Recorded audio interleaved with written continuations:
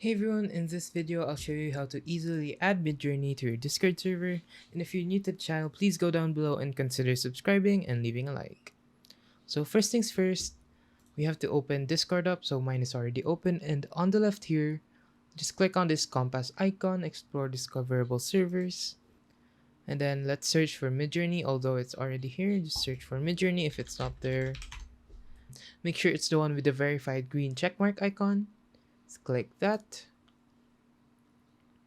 and you can just click on this one here, and then make sure that the member list is shown on yours. So just click this people icon here, and then we have to search for Midjourney, so it's right here. Make sure that it's the one with the verified bot checkmark. Just click on that, and then click on add to server right here.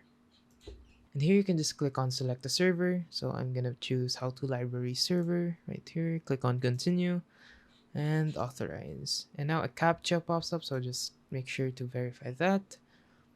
And you're done. So go to your server, and as you can see, Midjourney is already here.